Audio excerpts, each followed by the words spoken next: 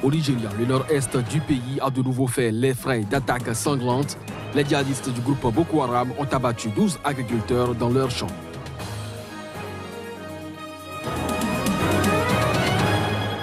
Environ 380 000 migrants clandestins, pour la plupart originaires de la RDC, ont quitté l'Angola en moins de 2 mois. L'annonce a été faite par un ministre angolais.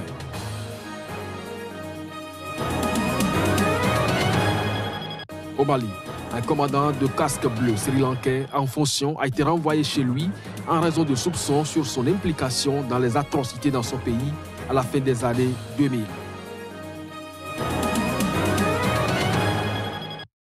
Nous sommes le 22 octobre, mesdames et messieurs, bonjour et bienvenue. Au Kenya, l'ancien opposant Raila Odinga a été nommé haut représentant de l'Union africaine pour le développement des infrastructures.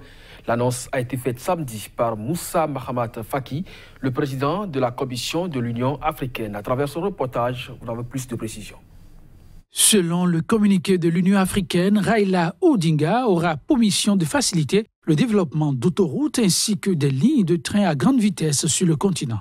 Un poste qui semble récompenser l'ancien Premier ministre pour avoir accepté de mettre fin aux tensions qui minaient le pays suite aux élections de 2017. À ce moment, l'opposant historique, ne reconnaissant pas la victoire d'Ourou Kenyatta, s'était autoproclamé président du peuple. Mais 2 mois plus tard, à la surprise générale, les 2 hommes annonçaient leur réconciliation. Depuis, les spéculations allaient bon train au sujet des tractations derrière ce retournement de situation. L'idée de la poignée de main était visiblement de trouver une fonction honorable pour Raila Odinga. Pour le chercheur Nick Tisman, cette nomination est d'autant plus logique qu'elle donne à Raila Odinga un statut et un salaire acceptables. Et ce, au niveau international, là où il ne peut représenter une menace pour Ourou Kenyatta. La poignée de main semble donc avoir porté ses fruits en soignant l'image des 2 hommes sur la scène internationale. Cette semaine, ils ont reçu le prix 2018 de la paix en Afrique décerné par le Parlement britannique. Mais au Kenya,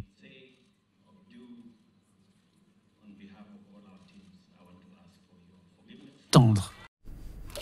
Élection présidentielle à Madagascar, le candidat Marc Ravalomanana a organisé un rassemblement politique dans la capitale malgache Antananarivo.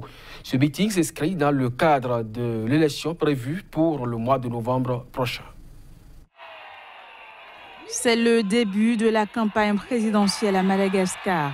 À peine le coup d'envoi officiel des réjouissances a-t-il été donné que Andry Rajoelina, Marc Ravalomanana et Eri, grands favoris du scrutin présidentiel, ont déployé caravanes, banderoles et slogans. C'est sur la célèbre place du 13 mai au cœur de la capitale Antananarivo que Marc Ravalomanana, lui, a lancé sa campagne présidentielle. Devant une foule de plusieurs centaines de sympathisants et militants, l'ancien chef d'État malgache affichait sans retenue ses moyens, ses promesses et ses ambitions une fois élu président.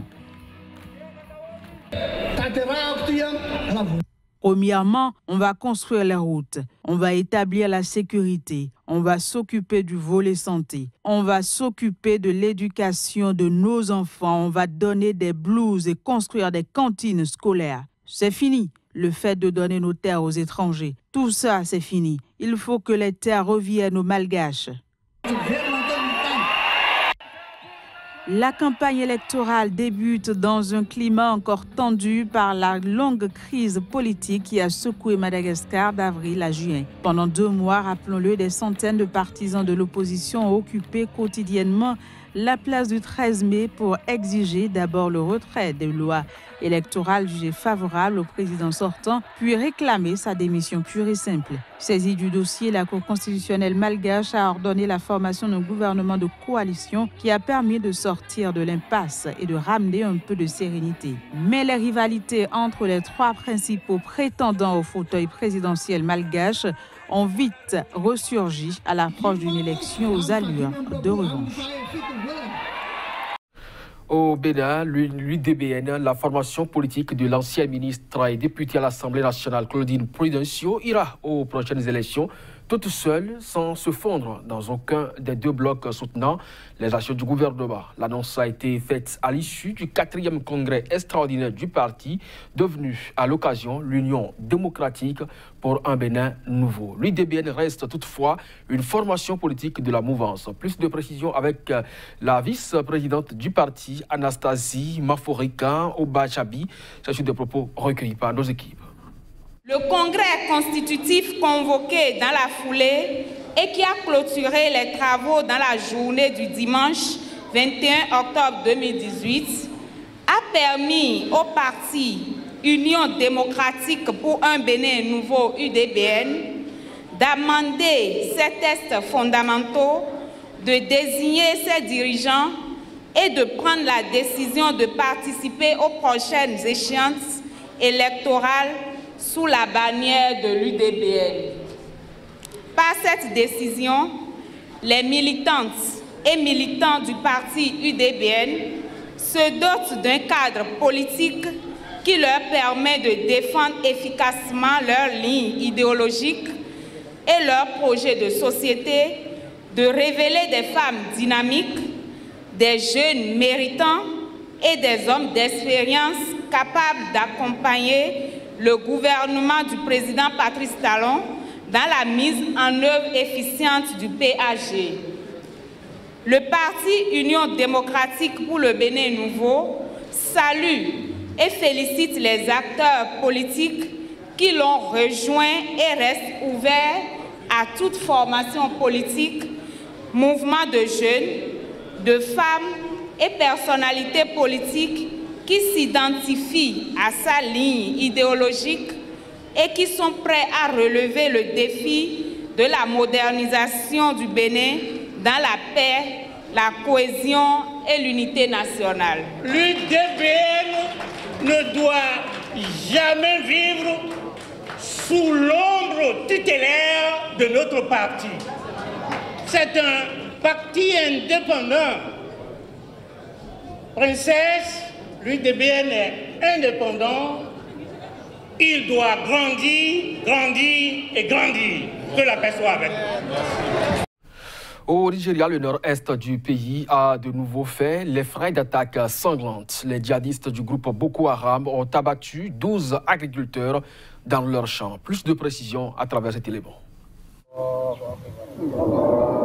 Les habitants de Calais, au Nigeria, village situé à une vingtaine de kilomètres de Maïdougouri, la capitale de l'État du Borno, sous le choc. 12 des leurs ont péri à coups de machette alors qu'ils étaient en pleine récolte d'arachides. Les assaillants, arrivés à bord de 2 camions, quoiqu'en possession de fusils, n'ont pas tiré. Ils ont donc pu commettre leur forfait sans pour autant attirer l'attention des soldats nigérians situés dans un village voisin, Molai. Si c'est avéré qu'il s'agit bien des exactions du groupe islamiste Boko Haram, il n'a pas été possible de déterminer dans l'immédiat quelle faction de Boko Haram avait mené la dite attaque. La faction loyale au leader historique Aboubakar Shekau est connue pour cibler les civils, notamment dans des attaques de villages et des attentats suicides.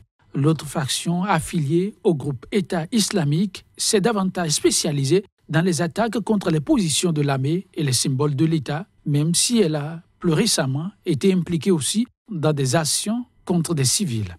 Ces dernières années, les djihadistes s'en sont régulièrement pris à des paysans, soit pour piller des vivres, soit parce qu'ils les accusaient de fournir des renseignements à l'armée. Au Mali, un commandant de casque bleu sri-lankais en fonction a été renvoyé chez lui en raison de soupçons sur son implication dans des atrocités dans son pays à la fin des années 2000. Le reportage pour plus de détails. Les antécédents du lieutenant-colonel Kalana Prignankara avaient été examinés avant son envoi au Mali. Mais de nouvelles informations récentes ont conduit à demander à son pays de le rappeler, a précisé lors de son point de presse quotidien le porte-parole de l'ONU, Stéphane Dujarric, sans d'autres détails. L'officier militaire qui aurait dirigé des commandos des forces spéciales pendant la guerre de 2009 est accusé d'avoir joué un rôle dans la mort de plusieurs civils tamouls. Le conflit entre les forces sri-lankaises et la guérilla séparatiste des Tigres de libération de l'Elam tamoul s'est achevé en 2009 après avoir fait plus de 100 000 morts. À la fin du conflit, les forces sri-lankaises ont été accusées d'avoir tué jusqu'à 40 000 civils tamouls. En avril, une ONG sud-africaine enquêtant sur les atrocités au Sri Lanka avait envoyé à l'ONU une liste de 56 noms de Sri Lankais devant être, selon elle, interdits de participer à des opérations de paix des Nations Unies. La force de l'ONU au Mali, la MINUSMA, comporte quelques 15 000 militaires et policiers, dont 200 Sri Lankais. Le Sri Lanka a d'autres contingents de casques bleus de moindre importance au Liban et en Centrafrique. Justement, parlant de la Libye, les autorités restent opposées aux projets européens visant à créer sur leur territoire des plateformes de débarquement de migrants. Les pays voisins de la Libye s'opposent eux aussi à ce projet qui a pour but d'éviter que les migrants n'arrivent directement dans l'Union européenne. Pas de centre de débarquement de migrants en Afrique du Nord. Les pays de la région maintiennent leur refus d'accueillir ce projet de l'Union européenne destiné à créer sur leur territoire des plateformes de débarquement de migrants afin d'éviter qu'ils n'arrivent directement en terre européenne. Selon le ministre libyen des Affaires étrangères, tous les pays d'Afrique du Nord rejettent cette proposition, la Tunisie, l'Algérie, le Maroc et la Libye également. Fin juin, les dirigeants européens avaient décidé lors d'un sommet de réfléchir à des plateformes de débarquement de migrants sauvés en Méditerranée afin de mieux maîtriser le flux migratoire à destination de l'UE. Mais depuis le début, les pays d'Afrique du Nord susceptibles d'accueillir ces centres sont opposés à cette idée. Il s'agit entre autres de la Libye qui actuellement compte 30 000 migrants illégaux détenus, tandis que 750 000 autres se trouveraient sur le reste du territoire national. Le pays collabore avec l'UE pour renvoyer sur leur terre d'origine ces migrants, même si certains États, notamment ceux d'Afrique de l'Ouest, refusent de les reprendre. Notons que la Libye, qui est devenue l'un des principaux pays de transit pour les migrants subsahariens tentant de rejoindre l'Europe, a conclu des accords avec le Tchad, le Niger et le Soudan pour renforcer la protection de sa frontière sud afin d'endiguer le flux des arrivées sur son sol.